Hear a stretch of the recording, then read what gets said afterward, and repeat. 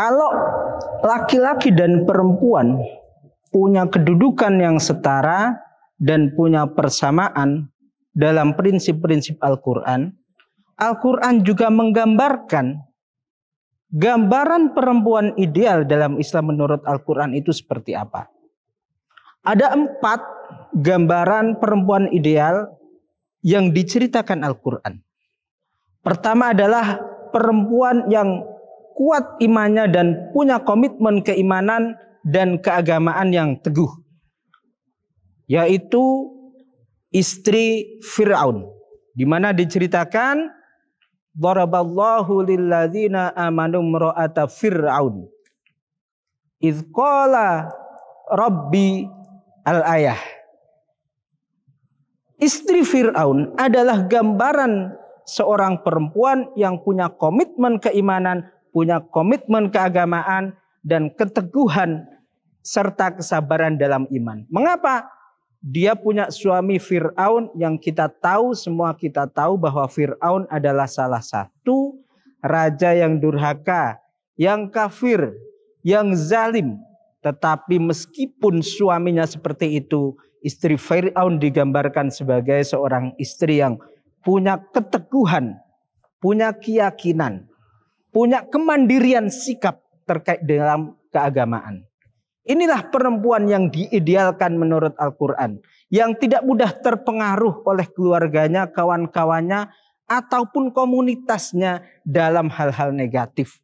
Perempuan yang punya sikap mandiri, yang punya prinsip teguh dalam kebenaran dan tauhid. Itu pertama, gambaran perempuan ideal menurut Al-Quran adalah seperti istri Fir'aun.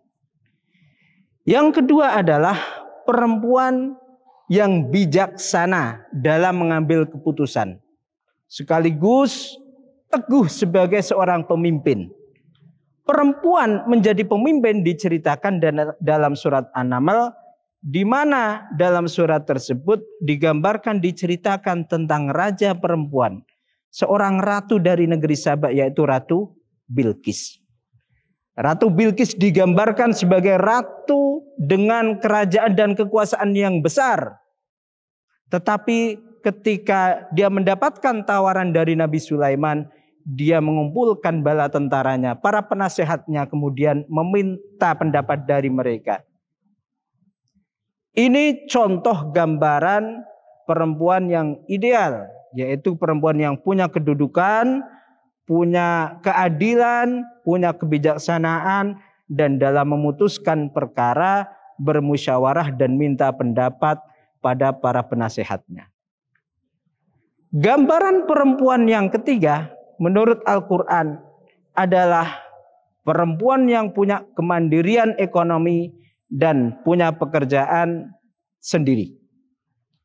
Ini diceritakan dalam surat Al-Qasas, di mana di situ diceritakan ketika Nabi Musa lari dari kejaran Fir'aun, lari dari buronan kerajaan Fir'aun, beliau lari kematian dan menemukan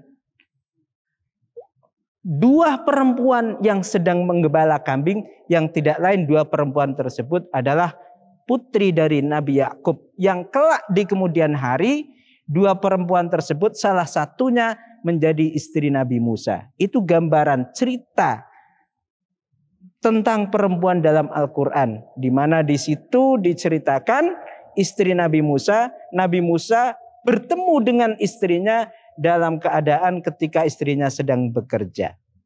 Ini menunjukkan bahwa perempuan bekerja itu sudah ada ceritanya dalam Al-Quran. Tidak ada istilah perempuan tidak boleh bekerja. Perempuan hanya makhluk domestik yang urusannya dengan kasur, dengan sumur, dan dengan dapur. Tetapi yang perlu diperhatikan dalam konteks seperti itu, bahwa perempuan punya hak untuk bekerja, tetapi juga jangan sampai mengorbankan kepengasuhan terhadap anak. Jangan sampai ketika perempuan bekerja di luar, anaknya justru dititipkan pada ibunya, pada simbahnya.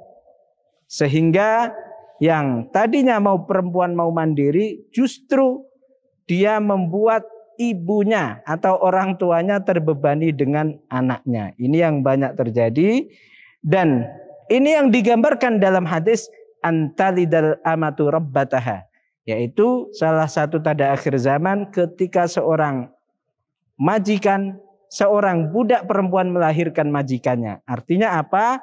Artinya seorang ibu yang merawat anak sampai anaknya besar, tapi ketika anaknya tersebut besar, dia bukannya membalas budi, tapi justru menitipkan anaknya padanya, sedangkan dia ditinggal kerja. Tentu saja kerja tidak apa-apa, tetapi jangan sampai mengorbankan sisi kepengasuhan.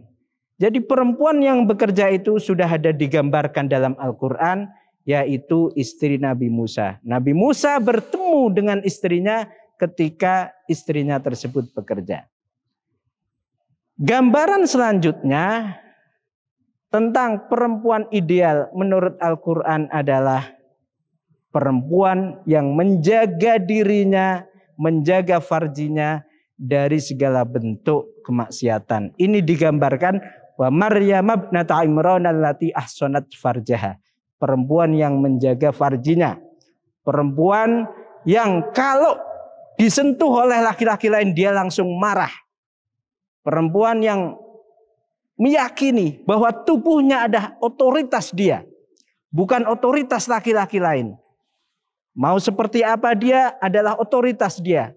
Tidak boleh ada laki-laki manapun selain suaminya yang dengan bebas menyentuhnya atau menentukan seperti apa penampilannya. Mau dia seperti apa itu adalah otoritas dia. Tidak boleh didikte oleh laki-laki lain. Tidak boleh didikte oleh orang lain, apalagi laki-laki yang bukan mahram. Inilah 4 gambaran perempuan ideal dalam Al-Quran, yaitu perempuan yang menjaga farjinya seperti Maryam, yang punya komitmen dan keteguhan iman seperti istri Fir'aun, yang punya kemandirian dalam hal pekerjaan seperti istri Nabi Musa, dan punya kebijakan dan kepemimpinan kuat seperti Ratu Bilqis. Saya kira itu pemirsa Mutiara Iman, gambaran sikap atau pandangan Al-Quran terhadap perempuan. Di samping ada prinsip-prinsip kesetaraan, Al-Quran juga memberi gambaran dengan bercerita tentang perempuan-perempuan di masa lalu yang kita perlu untuk teladani bersama. Semoga dengan uraian ini kita dapat melihat pandangan Islam secara lebih utuh terhadap perempuan, sehingga kita dapat mendidik anak-anak kita, istri kita dengan lebih baik dan sesuai dengan tuntutan agama.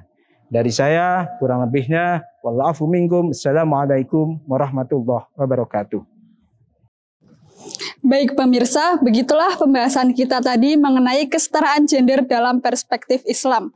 Semoga kita semua mendapatkan pelajaran dari apa yang beliau sampaikan dan menerapkannya dalam kehidupan sehari-hari. Demikianlah episode Mutiara Iman kali ini. Saya Dina Fitriana mewakili tim yang bertugas pamit undur diri. Wassalamualaikum warahmatullahi wabarakatuh.